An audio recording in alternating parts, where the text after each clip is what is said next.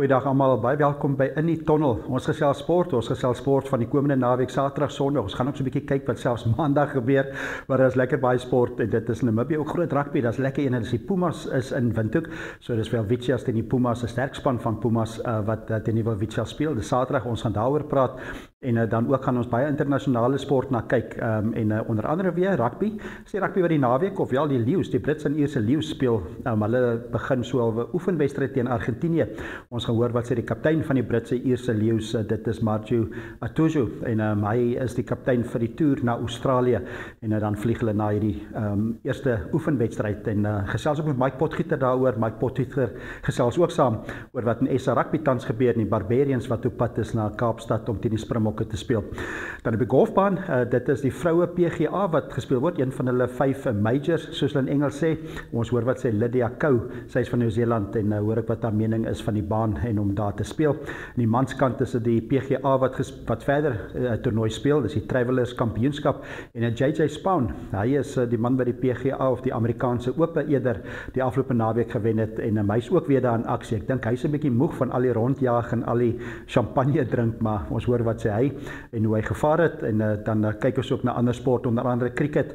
Ons is nou bederf met al die 5-dag cricket wat die Proteas manspan van Suid-Afrika die wêreldtoetskampioenskap gewen het en dit is nou volgende toetskriket wat op pad is. Dit is Engeland teen Indië wat Vrydag begin en ons hoor wat sê Ben Stokes, die kaptein van Engeland se cricketspan. So as 'n klomp sport wat gebeur, natuurlik ook kyk ons wat in Namibië gebeur. Maar kom ons spring weg met daai rugby. Dit is die Britse Ierse Lions. Hulle speel teen Argentinië. Dit is in Ierland in die Tralleveld en dit lyk my volgepakte stadion. Dis 'n oefenwedstryd voordat hulle oorvlieg na Australië vir hulle toer, ook van 3 toetse wat hulle daar gaan speel. Maar kom ons hoor wat sê kaptein, die toerkaptein van die Britse en Ierse Lions, dis Marjo Itoje en soms die gevoel wat hy het, hoe dit voel eintlik maar eerder om daai span aan te voer. No, it's going to be amazing. It's been very nice to be so warmly received in Dublin because that tends not to be the case. I'm walking around the streets today and this week. But no, it's going to be amazing. It's going to be a great spectacle. It's one which the players just can't wait for, to be honest. We can't wait to get out there. We can't wait to show ourselves and show everyone what we've been about, and we very much look forward to it. Dat die kaptein van die Britse en Ierse Lions van 2025, Marjo Itoje. En kom ons hoor ek wat sê Mike Potgieter. Ek het met hom lekker gesit en gesels en ons het 'n bietjie gekyk en gewonder wat kan gebeur. Hoe gereed is Australië onder andere om hierdie sterk span van die Britse en Ierse Lions aan te vat? Maar die Britse Ierse Lions, dit begin, dis altyd op elke 4 jaar en dit maak dit baie uniek, spesiaal. Kom net elke 12 jaar eintlik na jou land toe op daai routine. Hulle gaan Australië toe. En Australië was verlede jaar nie op 'n goeie plek nie. Moeilik om te bepaal waar hulle is. Hulle franchises, Brumbies en so voort het baie beter gedoen, veral teen Nieu-Seeland se spanne. Maar dit skop af nou Vrydag in Dublin of in Ierland teen Argentinië. So dit begin nou. Wat jy raak gesien, ek weet daar's interessante senterkombinasies en hulle begin 'n spanne so half mik, maar dis nog maar net om die manne nou net uit die blokke te kry. Ja, ek dink op die stadium kan jy nog nie te veel lees in die Lions groep in terme van wie gekies is nie. Kyk, ons weet dat die noordelike spanne het geweldige goeie agterspelers. En ek dink dit is waar die geheim vir die Brits en Ierse Lions gaan lê hierdie hele toer. Maar dan het jy 'n vinnige kykie na die Argentynse span. Ek het juist gesien dat hulle het nou 'n paar nuwelinge bekend gestel. So ek dink 'n span soos Argentinië gebruik ook hierdie geleentheid om 'n paar nuwe kombinasies te toets met die opbou tot 2027. En ek weet, dis nog 2 jaar van nou af, maar ek dink Rassie het internasionale rugby heeltemal verander in terme van jy moet heeltyd vooruit. Vir die Lions dink ek centers gaan altyd 'n impak hê en vleuels. Ek dink dis waar die Lions gaan se sukses gaan lê. Ja, hy 2 vir die eerste wedstryd, dis miskien nie ander ding wat in die res van die toer gaan doen nie, maar hy 2 12s gekies op senter. So iemand moet nou 13 speel. Maar baie keer was nie ou daar was daar links en regs wat hulle gespeel het, dan soms speel hy binne, soms speel hy buite. Maar Teopolopo van Skotland en dan Bundi Anki. Ek sê met 'n naam want hulle kom eintlik nie van Brittanje af nie. Hulle kom verseker nie van Brittanje. Europese spelers albei daar van die Suidsee eilande eintlik. Maar hulle is die centers, was sterk fisiese manne, maar een van daai twee gaan die nommer 1 wees nie. So dink iemand soos Hugh Jones as hy terugkom waarskynlik 13. Definitief, en dis die lekker van iets soos Lions. jy sien nou spelers van verskeie lande wat nou ewe skielik begin saamspeel. So die Lions speel op een van daai tipe aanskoulike wedstryde met 'n wedstrydplan wat jy soveel aanvallende spelers het en met Aki, Hugh Jones noem dit met die van der Merwes en al daai ouens wat nou ook moet bykom. Dink ek dis die leaksheid van 'n afrigter wat wêreld het in hierdie tipe spelers. En dat dit gaan interessant wees om in 'n wedstryd soos Argentinië te sien wat die rol van hierdie spelers gaan wees en hoe dit gaan uitspeel in Australië. Maar ek moet vir jou sê, ek dink definitief iemand soos Aki gaan die senior rol vertolk daarso en dat hy dalk meer die middelpunt op daai posisie sal wees en dat daar eksperimentele spelers saam met hom ingesit sal word.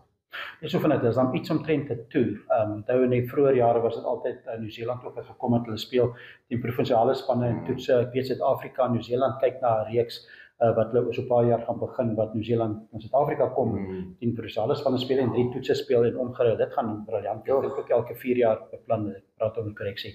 Maar lekker om te sien hierdie opbou want hulle speel teen die provinsiale spanne. Ja. Dit begin dan sommer volgende naweek al en dan speel hulle teen Western Force. En dan die toetse so van middel Julie af 18 Julie die eerste toets. Maar ek dink Australië het genoeg gedoen van verlede jaar en 2 jaar terug se swak wêreldbeker om so sterk leerspan te kan uitdaag. Ek moet vir jou sê, ek dink daai bekommernis oor die res van die wêreld is nog steeds daar en as ons in die res van die wêreld voel dat dit effens eensaidig gaan wees, dink ek daar's tog bekommernis in die Australiese kamp. Ons het verskeie goeders gesien in die media met afrigters wat sê die spelers moet meer verantwoordelikheid vat. Ek gaan so 'n bietjie uittreë en die spelers gaan besluite maak en daai tipe goeders dink ek bring nie net onsekerheid in die kamp nie, maar by ondersteuners. En ek weet daar was nie te lank terug gewees waar die wêreld gesê het, hoorie, is dit tyd vir die Lions om dalk Australië te skiep en liewer ander opponente te gaan soek. Ek dink tog Australië is daai een span wat geweldig baie ervaring het in die jeuglikheid van die spelers. Hierdie is onbekende spelers vir die wêreld baie keer en jy weet nie eintlik wat om te verwag van hierdie opponente nie. So ek moet vir jou sê, ek dink dit gaan 'n baie nader stryd wees as wat die wêreld dink dit wil erken. Australië sal hulle tuisveld wil verdedig. Ja, dankie Mike. Ja, lekker vooruitsig. Britse Ierse Lions, hulle gaan vlieg na Vrydag se oefenwedstryd natuurlik na Australië. Hulle speel teen die Western Force, hulle eerste wedstryd volgende week en dan die eerste toets gaan so middel Julie wees, 19 Julie, wat die eerste van 3 toetse gaan wees. Kom ons kyk ook verder wat met die Springbokke gebeur. Dit is die Springbokke wat teen die Barbarians gaan speel volgende naweek. En ek en Mike Potgieter het ook gesels en ons wonder so 'n bietjie of die Bokke nou gereed is en of hulle gereed is vir die Barbarians vir die internasionale seisoen. Baie spelers wat nou terugkom na provinsiale verpligtinge. En die gesels ek weer saam met Mike Potgieter. Maar dit is weer die internasionale rugby wat nou op ons voorgrond is. Ons was gewoond om heeltyd URC Verenigde Rugby Kampioenskap te praat. Dis nou agter ons moet dit nou saggies sê. Ongelukkig nie 'n wen vir Suid-Afrika nie. Die Bulls wat daai finaal ongelukkig verloor het teen Leinster 32-7. Maar ek dink daar's baie lesse geleer. Ek dink Suid-Afrikaanse rugby leer ook uit so 'n finaal uit. Miskien is dit vinnig net ek wil graag oor die Lions praat, die Britse Ierse Lions wat nou ook in aksie is, wat nou begin speel, altyd 'n groot een, hè. Springbokke het bymekaar gekom. Nou moet almal weer hulle provinsiale treye uittrek. Rassie het almal bymekaar. Eerste wedstryd teen die Barbarians in die Kaap. Wat jy ook optel in die media, lyk of dit almal wat nou beskikbaar is ten minste 'n gelukkige groep is sover. Ja, definitief. Daar's heelwat beserings natuurlik op daai lys van wat ek dink Rassie hulle sou wou gekies het. Die nuutste natuurlik nou Pieter-Steph du Toit wat nie beskikbaar gaan wees vir die eerste 4 toetse van die Springbokke nie.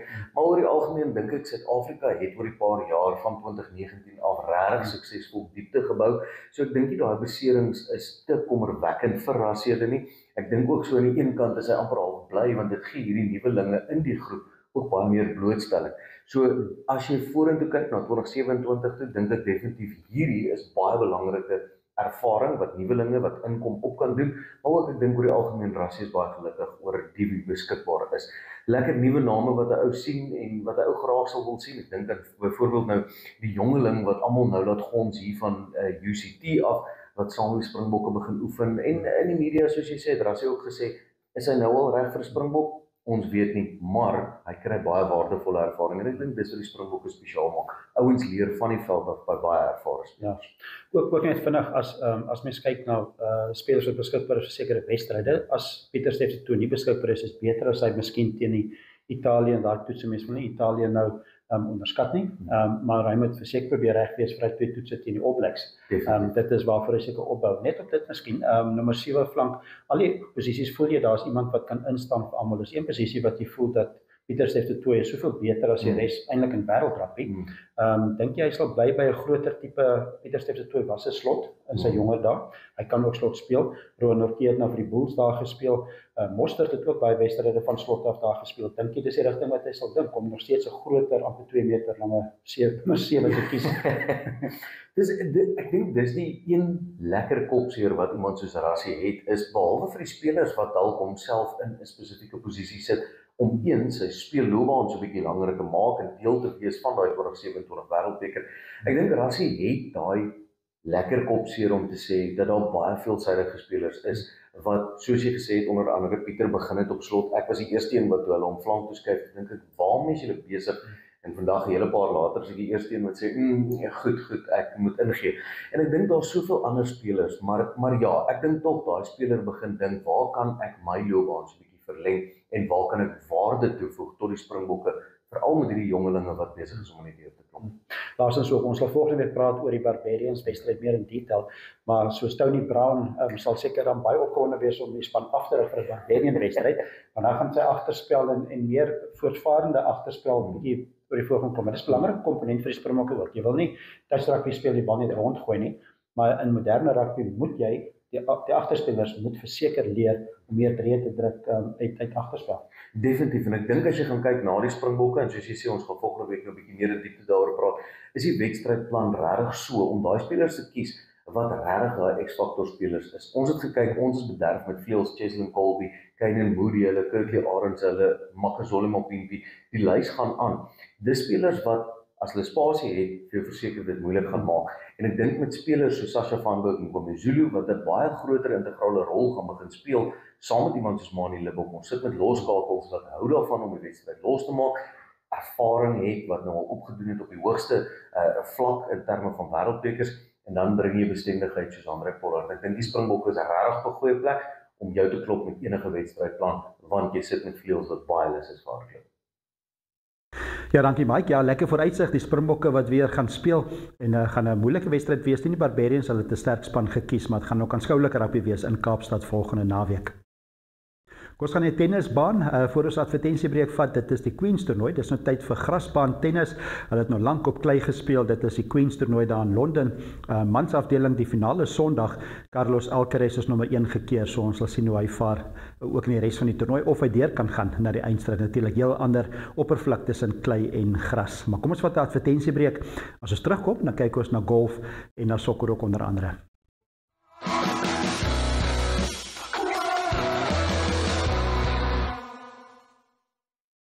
Welkom terug by In die Tunnel. Lekker sport naweek wat voor ons lê. Dit is internasionale sport waarna ons kyk wat Saterdag en Sondag gebeur. En 'n golfbaan, daar is hulle het al donderdag begin speel, eerste rondes. Dit gaan Sondag klaarmaak. En een groot is die vroue PGA. Dis een van die 5 majors op die Amerikaanse of die vroue kalender. Hulle speel die PGA, dit word daar in Texas gespeel en na die eerste ronde is dit Ataya Tatiku wat voor is. Sy het 4 onder baansyfer gespeel. Van die ander spelers wat ook daar in aksie is wêreldsnommer 1, Nelly Korda, sy was gelyk aan syfer. Lydia Ko, sy is ook 'n voormalige wêreldnommer 1, sy speel uit van Nieu-Seeland of sy is 'n Nieu-Seelander. Sy het ongelukkig 3 oor syfer in die eerste ronde gespeel, maar kom ons hoor by haar wat sy ook te wagte is van die baan en om in die PGA te speel. Yeah, this is a fairly new golf course, so there's not a lot of information out there. I think some people probably heard that I prepared for the US Women's Open by watching YouTube golf. There wasn't much of that here. So I didn't, get that kind of, preparation coming in. But yeah, Steve Stricker, I think shot 20 something under par to win, which seems like a very low number out here. And, I feel like this kind of golf course, it's dictated a lot by what time of the year you play. And, it's not that firm and fast yet. And I think there may be a little bit of rain in the forecast. So I think the course is probably going to play a lot longer than maybe how the seniors men played it a couple years ago. But we've got the world's best here, and I wouldn't be surprised if there are a few low numbers, but it's a major championship. I don't think we're all expecting to shoot 5-6 under every day. There might be the occasional low one, but it's going to test us in every element. And I think this golf course is great because it kind of fits all types of players. Obviously, if you're a little longer, I think you can carry some of the bunkers that's more in the middle of the fairway. But other than that, I think it's not really that favorable towards one type of player, and that obviously makes it more interesting because it opens up the leaderboard a bit more. Dan Lydia Kou van New Zealand, en ja, is nog net die eerste ronde, so sy kan nog in die tweede ronde ook goed vaar om nog die afsnypunt te maak en hopelik die naweek te kompeteer vir daai titel. Suid-Afrikaanse belang, Ashley Bohai, sy is 'n 3 oorbaanssyfer ongelukkig en Paula Rito 1 oorbaanssyfer na die eerste ronde. Op die Amerikaanse PGA, dit is die groot Amerikaanse Ope wat agter ons is. JJ Spaun het daar gewen. Hy is van Amerika. Dis nou die Travelers Kampioenskap wat gespeel word. Wêreldsnommer 1 en 2 wys hulle spiere. Dit is Scottie Scheffler. Hy is op -8 na die eerste ronde en dit is baie laer tellings as die afgelope naweek daar in Pittsburgh by Oakmont. En Rory McIlroy is 6 onderbaanssyfer. JJ Spaun wat die Amerikaanse Ope gewen het, dink dit is maar moeilik al die media en al die ander verantwoordelikhede. Hy het ingeskryf vir die toernooi wat bietjie verbasend was, so vinnig na 'n groot wen. En hy het bietjie gesukkel, hy was 2 oorbaanssyfer, maar hopelik kan hy terugkom en nog steeds die afsnypunt maak. Kom ons hoor wat sê JJ Spaun self en of hy regtig reg is om so dadelik te speel. So hier is die Amerikaanse Ope kampioen JJ Spaun. I'm not like fully in the clouds still, but we're getting a little below the ceiling, the cloud ceiling. But yeah, it's been a whirlwind, and everything that the aftermath of this whole championship has been so crazy, but so much fun, and all these doors opening. It's stuff that you don't expect ever really to happen in your career. The Dodgers reaching out, and Ryder Cup potential, and the Today Show. It's insane, but I'm super grateful to have won the championship and be given this experience, and something I'll never forget. Obviously, for the rest of my life, I guess I'm a part of history now. Dit dan JJ Spaun, die Amerikaanse Ope wenner. En een groot voordeel van om die Amerikaanse Ope te gewen het, is hy het nou op die ranglys om vir die Ryder beker span gekies te word, het hy baie opgeskuif en hy gaan verseker in hy span wees, want hy is nou 3de op daai lys. Die kaptein van hy span is Keegan Bradley en hy speel ook in die Travelers Kampioenskap en hy praat oor om JJ Spaun en sy span te hê vir die Ryder beker.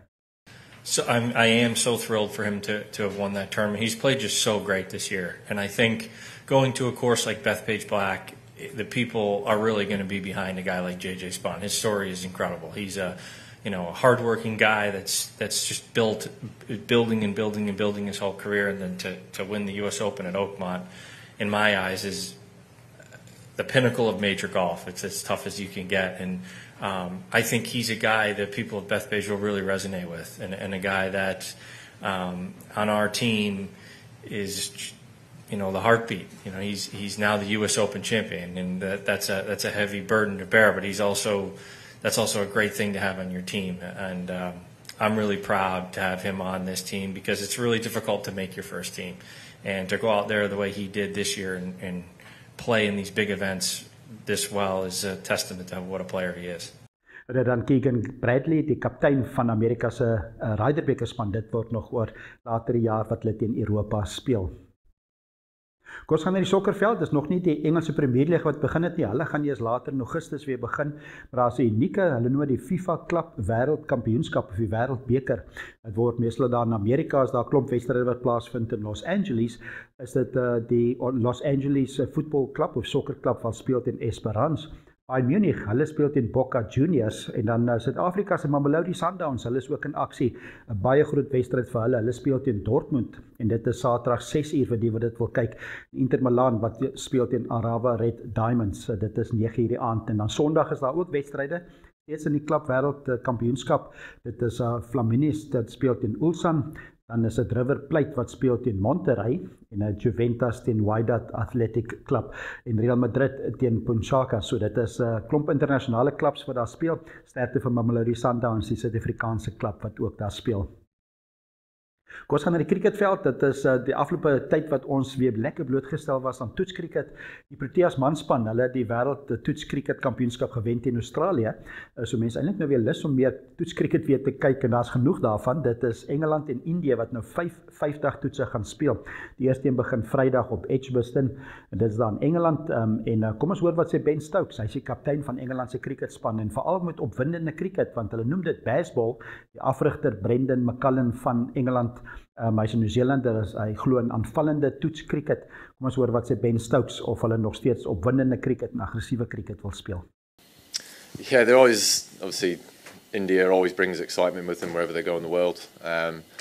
You know, we still want to be known as a team who play an exciting style of cricket, but, you know, now we are, not that we never wanted to win every game that we played, but, you know, it's sort of changing the sort of, what we say, how we say it. So, you know, we want to be playing an exciting game of cricket because we know that sort of that's what brings the best out of individuals, brings the best out of us as a team, but it's about winning. Ja, dan Ben Stokes, die kaptein van Engeland se cricketspan, groot cricket wat daar gespeel word in Engeland, toetskriket. En kom ons kyk wat in Namibië gebeur. Daar's 'n besige sportnaweek en een van die grootes is die rugby by die Hage Geingob stadion. Dit is Saterdag. Eintlik 'n internasionale vriendskaplike wedstryd as mens dit so kan noem, want as jy wel Vichas wat speel teen besoekers van Suid-Afrika. Dis die Airlink Pumas en dit is 'n 3 uur afskoptyd by die Hage Geingob stadion. Vir die wat nog wel kaartjies kry, is $100 Namibiese om te gaan kyk en vir kinders 12 tot 16 jaar is dit net $50 Namibiese. En as jy jonger as 12 is, gaan jy dit kosteloos in, so koop hy kaartjies en dit is by eticket.my.na wat mense nog kaartjies kan kry. Vir die wat buite in Windhoek is en nie daar kan wees nie, kyk dit ook lewendig of kyk dit direk op oneup2.com en natuurlik op kanaal 285 word dit uitgesaai op NTV. So ook kan mense op YouTube by Netwerk Media Hub kyk. So daar's 'n klomp plekke om dit te kyk as jy nie in Windhoek is nie, maar dis 'n briljante wedstryd om te gaan kyk. Wat lekkerder om 3 uur die middag 'n lekker sterk span soos die Pumas te gaan kyk wat hierdie Welwitschia speel. Net voor dit is daar ook die klap rugby, dit is een eindstryd, dit is Namibia Rugby Unie se eerste liga finaal. Dit is die Etosha Lions wat speel teen Oranje Moon. So die manne kom van ver, kom van die noorde, kom van die suide. Hulle speel 12 uur afskoptyd so in die middel van die dag en dit word ook uitgesaai op al die netwerke wat ek net nou oor gepraat het. Maar as jy 'n kaartjie het natuurlik vir die wedstryd en die Pumas, ook 'n kaartjie is geldig, gaan vroeër gaan kyk 'n lekker voorwedstryd die Etosha Lions teen Oranje Moon. Dan ook bergfiets wat plaasvind in Windhoek. Dit is daar wes van Windhoek, dis die Longreach Addicts. Dis 'n Hollandse Winter Solis Ride noem hulle dit en dit is van 7:30 die oggend. Dis daar die rigting van Danviljoen net daar verby die sekuriteitspunt ry jy met die C28 en dit is 100 km wat daar gery word. So dit is 'n lekker ene Saterdag. Daar's ook naby Okahanja is daar ook 'n Netbank Rock and Rat. Dit is ook bergfiets. Dit is 'n cross country soos hulle sê. Dit is die XC4. Dit is by Farm Bergwil en alle ouderdomme daar in verskillende kategorieë. So daar's 'n klomp bergfietsaksie reg oor Namibië. Dan ook tafeltennis, dit is by Wanderers in Pionierspark, is 'n Namibia tafeltennis verenigings, Namibiese Ope, grootte van die jaar, dit is Phoenix Versekering wat weer daar borg, Phoenix Namibia, en dit is van 9:00 die oggend af al Saterdag, dit gaan tot laat wees, daar's lekker prysgeld, $2000 Namibiese vir die wenner, en dan gaan dit so af vir die top 3, so dit is lekker tafeltennis aksie by die Wanderers, en dan ook vinnig golf by Mariental, Mariental se beurt vir die Netbank for Good reeks wat Dan Swiebel aanbied, so briljante golf ook daar by Mariental, ook die manne speel lekker golf daar, en dan laastens maandag ook, as mens so na die naweek gaan, dan is groot cricket ook, dit is FNB Namibia Cricket Stadion in Olympia, dis die tweede 50 bilbeerd wedstryd, dis die FNB Eagles, dis die Namibiese nasionale manspan, hulle speel teen die Assam Cricket Vereniging se span, hulle is van Indië, so lekker internasionale cricket, dis 9:30 vir die eerste bal daar gebal word, so klomp sport internasionaal in Namibia, oral is daar sportaksie die naweek, ek hoop is 'n lekker ene, daarmee verstaan ek, so my gunsteling om na te kyk gaan wees die Pumas wat speel teen die Welwitschia Saterdag 3:00, ons gesels weer volgende Vrydag hier in die Tonnel, groete en lekker sport naweek.